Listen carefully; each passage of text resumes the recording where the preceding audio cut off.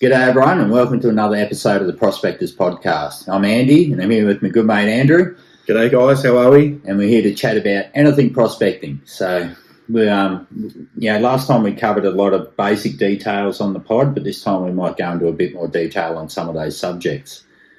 So, the Detector Maps app we'd like to touch on again, just more to remind people that are using it, if you've got information that you want to work on or a point that you think's worth talking about, to contact us or send us a message or leave a comment.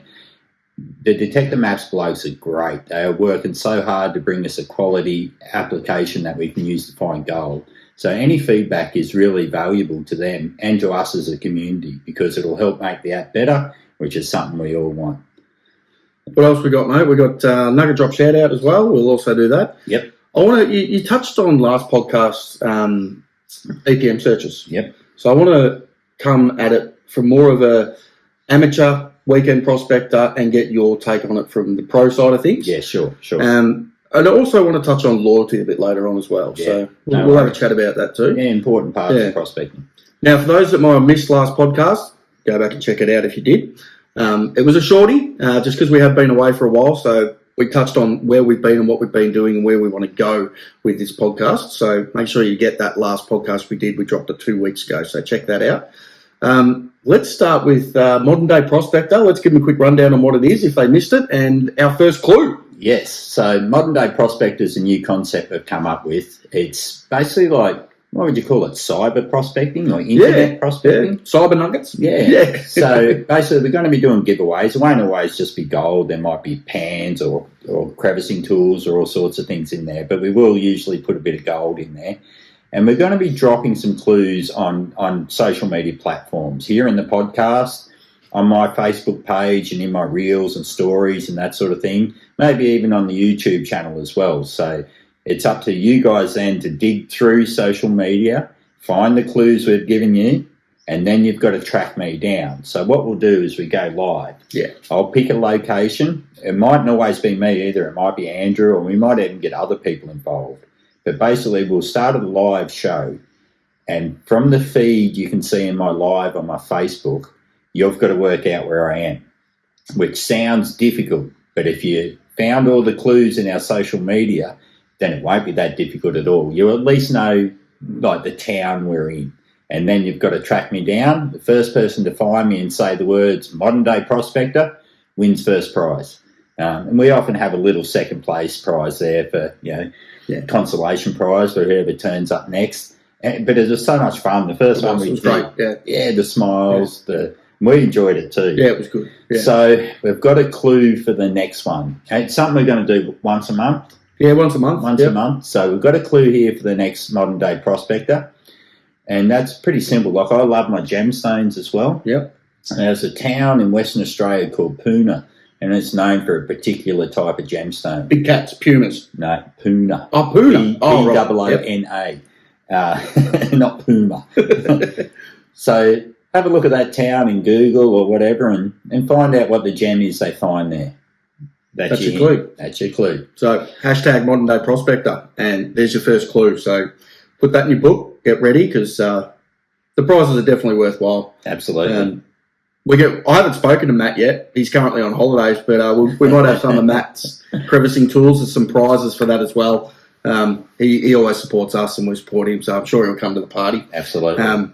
So don't forget to support Matt as well, guys. I might as well chuck his plug in now as well. We always do. So great tools. Great bloke. Best tools I've ever used. Yeah. Yeah. Yeah. We might have more on that incoming podcast. We've got to talk to Matt about something he's made that needs to keep making. Oh, this is a little backhander from me at the moment, telling him that he has to do it now because we've just mentioned it. Honestly, like, I've used a lot of picks in my life, mate. Some years on the Palmer, I've worn out 5 picks. I'm not going to say what makes and models, but I just wear them out. Yes. I snub nose them, I snap handles, I destroy picks one after the other. And I've put the challenge out for years for anyone to provide me a pick that'll do me a whole season. And everyone has failed up until now. And Matt has built the best tool ever. That thing is indestructible. It's perfectly weighted, perfectly built. I couldn't ask for a better tool. Thanks, Matt. It really has made a big difference to my prospecting season. I've got the exact same pick Andy's talking about. It's had a millionth of the use that yours has, but it's the best pick I've ever picked up. I haven't picked up anywhere near as many as you, but yes, Matt, now you know, mate. Now you know. Secrets out, mate. Secrets out, mate.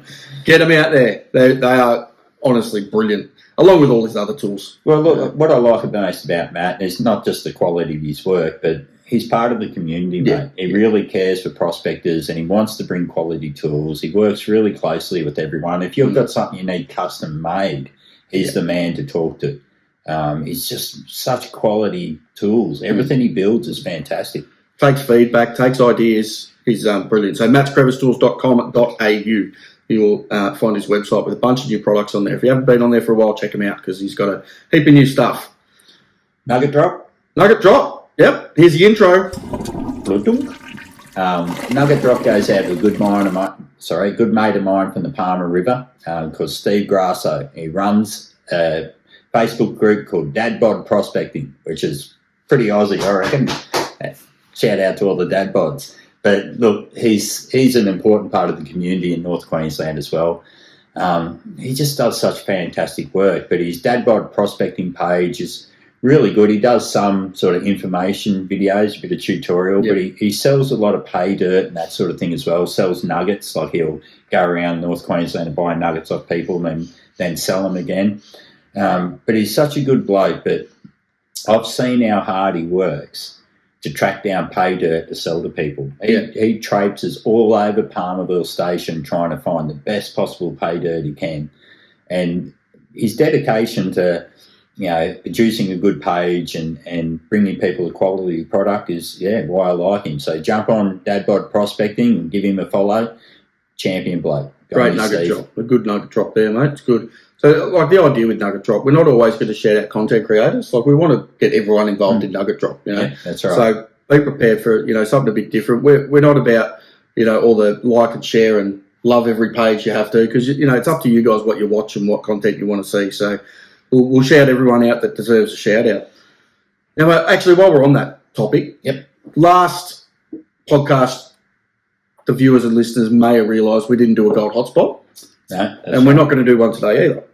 The reason for that is we've done pretty much every major gold find in each state, the first gold find in each state, which is easy to research, and we spew the information out of Google, same as you can look up and read yourself. Yeah, basically parrots. Yeah, so to prevent the whole parrot thing from going on, what we're going to try and do is when we've got guests on, prospector guests or even not, anyone in the industry, their location becomes the gold hotspot during that chat. So look out, we've got some guests lined up, coming up, so that are locked in, and we're gonna spring it on them that they're going to be giving away all their secrets to their gold field. Because that's the thing with individual gold fields. Everyone is an individual, and what we're reading off the internet's only part of the real story. So when you get a local from that gold field, you get the local information, and that's more valuable than anything we can tell you that we've found on the internet or hearsay. It's coming straight from the horse's mouth. That's right. If you go to a new gold field, interstate or whatever, the first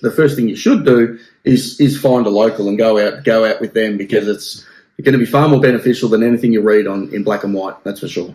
Because there's so many hints that nature gives you to find gold, from vegetation to ground types, topography, geology, and locals just understand all that. Where when you're new on a gold field, you don't even know where the roads go yet, let alone all those little 1% pieces of information that turns you into an 80% good, 80% quality prospector. It's even the simple things, mate. I've noticed, moving from Victoria up to Queensland, the difference in the workings. So in Victoria, you can't miss the workings when you stumble across them. They are as plain as day. They're big, they're bold, they're there. Now, whether it's the rainfall that we get up here that erodes those workings away a lot quicker, but the workings are a lot harder to identify in the bush, whether it's the lack of undergrowth and so on. It's a lot rockier up here, especially in the Warwick goldfields compared to Victoria. And the gold was a lot sparser in places too, especially in southern Queensland. And I do believe, like, as you say, they can be hard to see. Some of them some of the best spots I found in the Warwick Goldfields, there really isn't any diggings, but there's the odd throw-out pile and just little pieces of working, maybe just 2 loam holes on a corner or a junction, just to tell you that, yes, there is a little bit of gold there. It wasn't rich enough for the old-timers, but at the price of gold nowadays, mate. That's right, definitely worth it. There's people out there living with it, making a living, just using a pan and a sluice, just getting 1 or 2 grams a day now. Yeah, well, it's worth doing, isn't it? I don't understand why we're actually not in the grip of a major gold rush. Yeah. I think it's going to happen a lot slower somewhere like Queensland where you've only got your GPAs. True. And they're a lot further from highly populated areas. Yep. I think if you talk to a lot of guys down south, we are. Yeah, right. I've noticed a huge increase of people on the goldfields and camping on the goldfields long term and high banking for days on end and things. So it is happening because it's the dollars. That's right. You can understand it. You've got to put food on the table. Yep. Some people do. That's their only way. So, Something else I'd actually like to touch on, mate, that we don't even have on our run sheet. I don't think they can see that run sheet, but that's why we're looking down. There's a run sheet. Is the rubbish I found in the bush out of Warwick about 6 weeks ago. Yeah. Now, I think a lot of people, especially on the east coast of Australia, know how much it costs to go to a rubbish tip nowadays. They're charging us for batteries, tyres, washing machines, mattresses, everything. And it's become really expensive. And since that's happened, a lot of people are illegally dumping their rubbish in the bush. Now, I'd been on the Palmer for about 7 years and came back to a part of the Warwick Goldfields that I absolutely love. Beautiful section of the field, especially this time of year when all the wattle are in flower. And there was rubbish dumps all through the bush everywhere.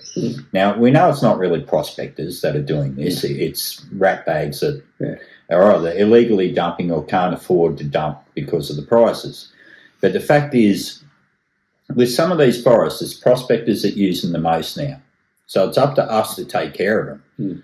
And just a simple phone call to your local council with a GPS coordinate or go in there and show them where the rubbish tip is and they will clean it up. So just do it, guys. If you see illegal dumping out in the bush, put the pressure on your local council to come and clean it up. I mean, it's part of it's their fault that it's out there because people literally cannot afford to go to a rubbish tip. Times are tough. So if we can help sort of clean it up, keep our bush clean, take care of it for all the animals, the flora, the fauna, and for our future generations, that'd be really good, guys. It's all about the long game with that. You're not doing it just to be, I'm a greenie. It's a long game. Think about our future in the bush as prospectors. If these areas that we're known for being in become an absolute trash pile, they're going to kick us out. Yep. They will kick us out. But if we're seen as being proactive and doing something about these other rat bags, they're going to let us stay in these places and open up more places for us because, these guys actually do care about the bush and where they prospect. So I know it sounds, cliche but it's just how it is, guys. Like it takes you 5 minutes to make a phone call. If you get gold, you send 25 messages and Instagram it and show all your mates. So when you don't get gold and you only find rubbish dumps, just give them a call. It's pretty simple. And not only that, but you can imagine if one mattress rots down, that's 6 trillion bits of wire in that area. That's right. Yeah. So we're actually, not just taking care of the bush, which is obviously pretty important to a lot of us. That's why we're out there, isn't it? To spend time in the bush and enjoy the Australian nature. I mean, it doesn't get any better. So let's not wreck it. Let's work together to keep it pristine, eh? Yeah. Good call.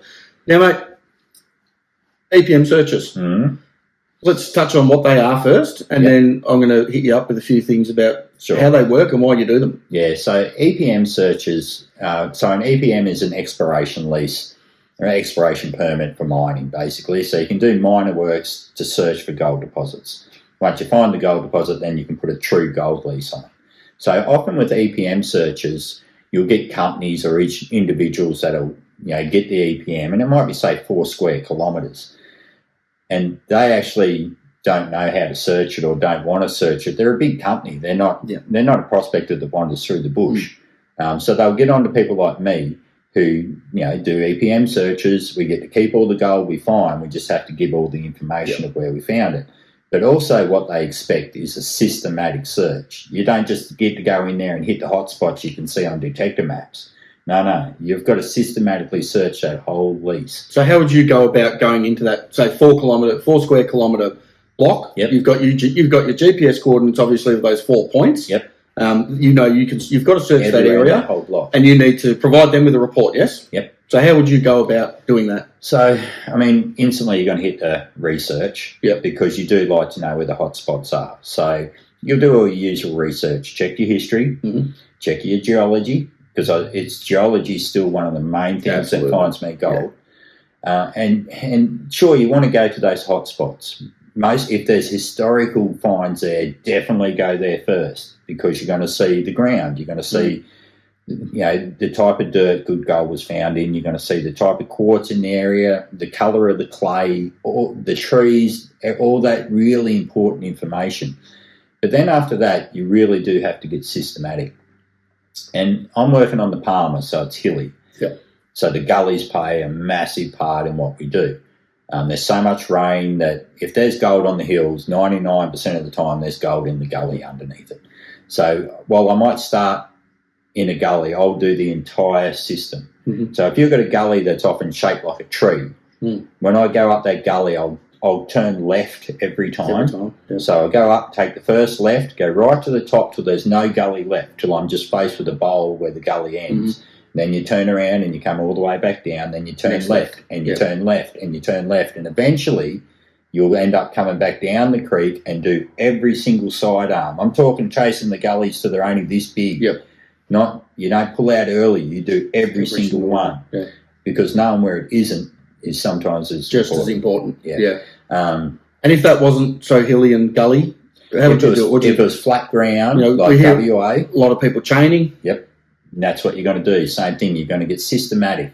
And while I haven't worked a great deal of flat ground EPMs, it's pretty obvious what you're going to do. You're gridding. You're going to grid it. Yeah. You're going to grid it north-south, then east-west. Yeah. And you want to keep maybe that grid 20 metres apart, maybe 50 metres apart, so you get a good cover. And obviously, at any stage when you hit one piece of gold, you slow down, because that is one thing about EPM searches. You can't diddle-daddle. You can't take your time. You can't be there for 3 every weeks. square inches of ground. You've got to power along until you hit some gold, and then you slow down. Yeah. So even things like the settings on your detector can make a big difference.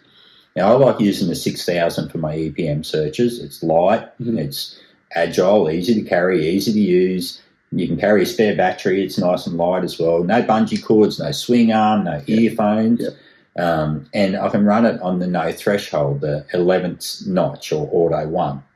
And that no threshold I really like in the bush, because I can hear things. I've been charged by pigs. I've had human encounters. I've had wild brumby encounters, snakes, you name it. It's really good to be able to hear. It was actually something we were talking about this week, was earphones and detectors, and neither of us wear them. I'd rather hear what's going on around me than something screaming in my ear and stand on a snake or get charged by a deer or a pig. Well, I had a mate recently cleaned up by a big bull on the Palmer, and earphones on. He never heard him coming, and he sent him 20 foot in the air, broke his ribs, cleaned him right up.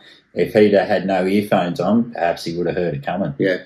So, for you guys that are out there in pairs and groups and stuff, it's probably not so much of a thing, but when you're out there by yourself, you think about your safety. Like, we've all got families to go home to, and last thing you want to be doing is laying in the bush with a half-broken back or something. Like, it's That's right. It's not ideal. Especially when you are truly remote. Yeah. But I guess with the EPM searches as well, just being able to make sure that you've kept your client happy. Yeah. They really want to find good gold, and if you can do that for them, if you can put someone onto good gold, then they tell the next bloke over the hill how good you were at your job, and it rolls on. Yeah. And I did do a lot of it solo this year. And just to illustrate my point how important geology is, all my good finds this year came along one fault line through the EPM. So there was a dozen fault lines in that EPM, and 11 of them didn't produce gold, but one produced gold consistently. I got like 2 1 ounce patches, and then a 5 ounce patch, all along the same fault line. And that's 7 ounces of gold in this day and age. That's a magic run. That's exactly what I needed. And I learned something too. Like, I'd chased fault lines before, but then when you're chasing a fault line that's 3 kilometres long and you're and you really get to understand it. Fault lines are not to be discounted, that's for sure. Yeah. Now, that's all well and good for detecting and your big nuggets. Mm-hmm. We all know that there's a lot of money in fine gold. Yep. So if you were in an area where you had water or you could dry blow or whatever, you'd also go along your gullies and test and look for find the source. I mean, it's a holy grail, but find those richer ground and systematically do it that way as well. Yeah, and look, on the Palmer, that work's already all been done. Yeah. So you can jump on Detector Maps and bring up your rock stream samples and your rock chip samples, but especially stream samples. All the big creeks, all the big rivers are done. Yeah. So they know where the fine gold is. Mm-hmm. Often, what they're searching for now is a hard rock deposit. Yeah. So, or an eluvial patch, or the small side gullies that are carrying good chunky gold. So it really does depend on what sort of gold you're chasing, what the topography of the ground's like, with the history of the ground, on how you're going to conduct your search. But I think the things amateurs should take out of it is that hitting the hot spots, especially in this day and age when most hot spots are done now. Yeah. Like if there's a red dot on the app or an X marks the spot, people have been there. Yeah. So then you got to start looking a kilometre away from that and systematically work the ground around that area and be systematic. It doesn't matter if for the first 2 weeks you're not getting much gold. This is a marathon, not a sprint. Mm. It's how much gold you've got at the end of the search. So it might be a month. And I guess that's something pros have got up their sleeve. Yeah. We've got time. Yeah. And amateurs don't have as much time. But still, don't discount any single part of any gold field. Yeah. Sometimes gold turns up where you just don't think it's going to. Mm. Mm. No, that's good, mate. I think it sort of shows that mentality you've got to have as more of a business-orientated mentality and a very thorough mentality. Instead of just aimlessly walking up a gully, swinging your detector around willy-nilly, you need to have that search everywhere. Oh, look, every day I walk out the door, I've got a game plan. Yeah. I know exactly where I'm going, what ground I need to cover, and when I've covered that ground, I pull up for the day. So some days I might cover the ground in 3 hours because it was dead ground, it was too deep, it was too silty, it had no gold, wasn't right, never found gold at any stage, and you get through it pretty quick. But sometimes it's the exact opposite where I'll search this bit of ground, and it might end up taking you 2 weeks because you just keep hitting gold, or the terrain was way tougher. I mean, I did a YouTube video on a gorge detector I did this year, and man, that was one of the hardest days prospecting I've ever done. I just didn't realise what I was walking into. Yeah. And I walked so far. It was such a massive day. I ended up having to push to get back before dark. And I found some all right gold. Mm. But, you've got to be a bit careful, I guess, but be systematic and tick it off. Go out with the game plan. That's the difference right there between pros and amateurs. We don't wander aimlessly. Mm. We don't go out thinking, that gully or that hill will be just fine. No. We know exactly where we're going and why you're going to be in that gully and on that hill. That's right. So have a game plan and stick to it. It's a bit like anything, like with fishing. When you get onto a technique that works, you just keep using that technique. And pros have a technique that works, so we just keep replicating it. Mm. So how has Detector Maps helped you in these EPM searches? Oh, amazingly. Not only is the satellite imagery really useful to me, but the stream chip the rock chip samples and the stream samples were really important as well. Historical part of it I enjoyed too. But it just guide me to where I should maybe start the EPM search. Now, I often start in the biggest creek in the EPM. Yep. So I'll pick the biggest creek and do every sidearm, every gully, every inch of it until it's covered. And then you might start picking off the smaller ones around. But the Detector Maps app led not just me to a lot of gold, but it led one of the EPM owners to a lot of gold because I just simply showed him, look, this hill here has got a heap of rock chip samples on it. Then he didn't know that. And the rock chip samples from the 1970s. Mm. So he went there, started taking his own samples, and now he's tracking down some good gold, like some reefy gold.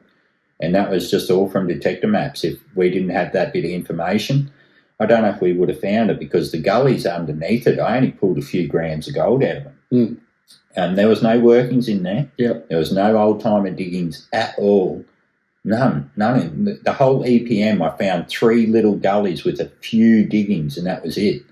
It was basically virgin ground, the whole lot of it. Yeah. So, but Detector Maps, it put the EPM holder onto some nice gold. And the ease of use of that app is second to none. It's great. The options you have, if you are in New South or Vic, the LiDAR imagery is game-changing. I haven't used it yet. I haven't even looked at it yet. It is game-changing. I've had LiDAR for quite some time before these apps have integrated it, Detector Maps of it, put it in their app. It is game-changing. You can see every little pothole. Yeah, right. On imagery of every working. Yeah, right. Unfortunately, Queensland needs to come to the party and take some photos of our state because they lack in that department. Yeah. But it's a big state, so it is a big state. I sort of get it. But if you're in New South or Vic, Detector Maps, the imagery now. Bit jealous, to be honest. Heap of new stuff coming out. Well, I'm spewing. I moved up here. I'm not really. Look at my tan line. How could I be spewing? And look at the fish I've been catching. Did you get any the other day? Oh, mate. We're not going over this. Yeah, we are. I haven't caught any fish yet. So, jump on to Detector Maps. Guys, we're gonna have them on the podcast very soon as well. They've agreed to come on. Also, as Andy said earlier, if you are using it or want to use it, you've got any questions, you've got any feedback, shoot us a message, drop us a comment on my channel, Andy's channel, or this channel here, and we'll pass it on to the guys. We're working really closely with them. Great guys. They want to be part of the community, to build something for the community. They want you guys to find gold as well as us. So it's definitely an app you need to get on board with. They're doing very cool things. They're going international too, I hear. Yeah, right. Yeah. Excellent. So I think New Zealanders might be getting a bit of... Oh, no, yeah, bloody New Zealanders. And the Yanks. Oh, yeah. G'day to all our New Zealander and American viewers and listeners out there. We do love you. We're just hanging shit. I know a few Kiwis watch us. Yeah, they do. Yeah. I'd actually love to get down to South Island and see what they do. So. Yeah, it'd be hard for us to put the rods away though, wouldn't it? I know, I'd be more interested in trout fishing. So look, it's we're still both playing with it. We're not 100% working on this app yet. I'm still finding things in Detector Maps that I'm like, ooh, so give it a crack. It is brilliant. The guys are working really hard on making something very, very cool. And look out because they're coming on the show too soon. So that's definitely on the cards. Now, this one probably going to prickle a few people, I suppose. Possibly. I think it's probably affected everybody. Yeah, in the gold game, this is absolutely one of the most important topics we'll talk about, I reckon. Loyalty in prospecting. Loyalty in the people you have around you. I'm sure we've all been burnt. Don't get burnt twice. Have those people that burn you and just discard them. We don't need them in the community. You don't need them in your life. It's something that is very important in the gold game, and it's not just because we're dealing with gold. You've got to understand, you're dealing with people's information. You're dealing with their knowledge that they may have taken 20, 30, 40 years to accumulate. That's their intellectual property. So you've got to stay loyal to that. They've put in the time, they've put in the effort to learn this. So don't be that person that thinks they're going to get easy gold by stealing their ideas and using them as your own. Because it's wrong. It is wrong. And look, it can ruin friendships. It can, over a little bit of gold, it's just not worth it. And it's as simple as, like, I've taken you to some of my spots, and I've said you can go there whenever you want. You're like, no, I'm not going there without you. I'm like, no, it's okay if you go there. Just call me beforehand and tell me you're going there. So, and that's just that sharing of information.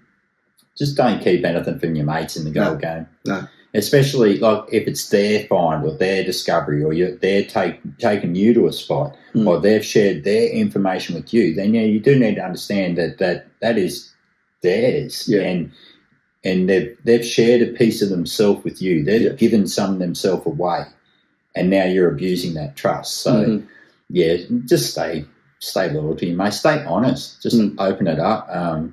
It's the best way. I mean, we all want to have fun doing this game, and there's nothing worse than watching friendships break down over a few grams of gold. Yeah, it's crazy. Yeah. Yeah, for the sake of, look, we all want to find gold. Yep. It's all about finding gold, you know. It's all about the thrill of the chase. But I think a lot more people need to realise that you'll get a lot more out of testing your own knowledge and hunting that gold down, knowing that what you've learned has got you to that goal. Doesn't matter whether it's this big or as big as one of Andy's turd nuggets. It's your skills that have got you there. So don't cheat it and try and use someone else's knowledge, skills and spot, because you won't get the satisfaction that I do and you do out of finding your own gold. You know, you're missing the point of prospecting, in my opinion. Look, and as someone, I think most people know, I give away a lot of my information, how-to videos. I love teaching people how to find gold. It's something that I really enjoy, and I love seeing people benefit from it. I mean, I've had a few messages recently of a guy that was going okay. I convinced him to change in his coil and his settings, and now he's smashing it. You know, and that was such a win. I love seeing that. And that's what staying loyal can do. All of a sudden, you've got this loyal group of friends that are all cheering each other on, and we all want to see each other succeed and find gold, and that it just makes for great friendships, you know. Stick by your mates. Don't a couple of grams of gold, guys. Never. Yeah, every community is going to have its rogues. We understand that, but yeah, I think it's an important one that people need to realise that when you do something stupid, no one forgets it. No. If you do the wrong thing by someone, they're going to remember that, especially when they're passionate about catching gold. We've been fishing too much, finding gold. You know, it's something that you put your heart and soul into to then just be dogged, I suppose is the easiest way to describe it. Yeah. It hurts, so you don't forget it. And that word then gets out. So and that's the end of it, really. Yeah. Behave yourselves. I know most of our listeners and viewers are out there doing the right thing because they're watching us, so they must be doing the right thing. And you've got to guard yourself too. Like if you're meeting someone new, then maybe just don't share everything at the start. Ease your way into it. Maybe don't pour your 6 months worth of nuggets out on the table and walk away. Huh? I do like doing that. You do that, yeah. It's good. It's Give you a jar of nuggets to my 6-year-old to play with. Next minute, they're all mixed up in the Lego. Yeah, I don't know. I'm pretty trusting of people, and I've been burned a couple of times because of that, but I'm not changing either. No. I'm going to keep trusting people and doing the right thing, and I don't know, that's just the way I prefer it. I want to see the good in all our prospecting community. Yeah, and there is a lot of good out there. Really is. Yeah, don't take this as a slap or anything to the community. No. It's not what we're saying at all, because the vast majority, great people. Yeah, and great friends, and we're all in it for the same right reasons. Yeah, and I think a lot of us know that prospecting is something a lot of people have turned to as a mental health escape as well. Yeah, and having the right people show you that sort of loyalty and friendship, it's so important. I think it just makes everyone feel better and get along better, and when it turns to the shit, it can really go bad. It can affect certain people, If you've got someone out there that's doing this to improve their mental health and feel better about themselves, and then they get shit on, you're not helping them in any way, shape or form. Yeah. So a bit more humanity is all we're saying. It's needed, warranted, and those people that are responsible for it know who they are, and they'll be tainted. Forever. So I'm going to head to the Palmer River and find some more gold soon, and then I might go to Central Queensland and do some prospecting there that I haven't. I've spent a bit of time in Central Queensland chasing gold. I'm really looking forward to spending a few months there and getting to know it. What about you? What are you going to do? Where are you going to get some nugs? I'm just going to follow you around because you get heaps. I'm going to give everyone your spots away. Didn't we just talk about loyalty? There it is. I'll still do my trips out to Warwick. I've been getting my rig set up to be... How's it going? Nearly ready? Nearly ready. Yeah, nearly ready. You still got them road tyres on it? It's nearly ready. Yes. I tried to kill them out at Warwick and I couldn't blow them up. Anyone that's been to Warwick Goldfields will know about the trap rock through the Warwick Goldfields and how it just tears tyres. It just cuts them up like ribbons. I've done 3 trips out there. I still haven't got. I have not torn a road tyre to pieces yet. I'm like, when will you pop? I want to replace them. So I'm a set of tyres, a snorkel, and That's about it. I'm ready to go. I got the tent and the fridge, everything. And look, having that set up right's pretty important for peace of mind. Like, you can't put a price on peace of mind. Yeah. Because we are, Warwick Goldfields isn't remote, but some of our Queensland, Australian-wide goldfields are very remote, and your life might rest on your vehicle. So if you're going to put a solar system in it, test it out. Park your car out in the sun on a 40-degree day and see if your fridge keeps up. Yeah. Don't get into the bush with all your shopping and then realise you can't freeze anything. Can't freeze it, yeah. I've seen that happen way too many times. Know how to use your winch. Make sure you know your tyre pressures, so when you're crossing, it's like all the little things. Make sure you've got your compressor in there to pump them back up when you're done. That's right. All those little things. It's, if you're going truly remote, then your life's relying on that vehicle. Yeah, it is indeed. So I'll be out, probably a few more trips out to Warwick, and once you get yourself set up, we'll we might be doing the next podcast from Central Queensland somewhere. Hopefully. And digging and stuff. Hopefully we've got some good information on some new stuff coming out by then too. We should do. We can't give too much away, but we're working on it. We're working on it. There's nothing worse than saying something's coming and then we can't deliver. So we're working on some information. Hopefully we deliver. In the realm of new technology in prospecting, so that'll be good to get up. But I'd love to get up to Claremont or somewhere like that and check it out. Never been up there, so and it's a lot flatter ground. It's not as hard work as the Palmer. It's not as brutally. It does get hot, but it's not like the Palmer. It's just not. There's nowhere. I've been to a fair few goldfields, guys, and I know a lot of our goldfields are pretty tough. But I'd say the Palmer and some of the ones in the Northern Territory, they're as tough as they come. Yeah, hilly. I think Matt will vouch for that. Yeah, Matt will vouch for that. Terra Ranger. Yeah, actually. Go and watch Matt's video, Terra Ranger video, the one where it starts off with, I nearly died. And that'll be a good thing for people to watch. Like, Matt's an experienced prospector, and he still made a mistake. And it's something I think a lot of people could benefit from. Guys, just watch yourself. Like, prospectors die every year in Australia. Yep. Don't be one of them, Yeah. I've had moments where I'm like, I've got to change the way I do things. Yep. I've got a family at home. Yep. I took a pretty hefty fall on some bedrock in a creek in my waders, and I thought I broke my arm at the time. I didn't, thankfully. Ripped my fingernails off, smashed my fingers up, and it put the wind up me, and I realised, like, if I had gone down properly there and into the creek with my waders on, and could have been the end of it, or I could have been laying there a long time waiting for someone to find me, and it's not going to happen because no one's coming out there. Yep. And that video of Matt's, I've been in that same position where I've walked in like 10 or 12 Ks and then detected for 4 or 5 hours and then hit a patch of gold and then work your guts out for hours and hours and hours because you're on gold, and then realise you've got a 10K hike back out. You've got 3 sips of water left. And it's like gold fever just got you. And it's 10 minutes till it's getting dark. And I walked back into camp that day and literally fell on my bed, totally covered in dirt still, and passed out for 4 hours. Yeah. I was pretty close to going down before I got back to camp. Yeah. So be careful, guys. Yeah. Be careful. Yeah. Especially in the hotter parts of Australia. Yeah. Yeah.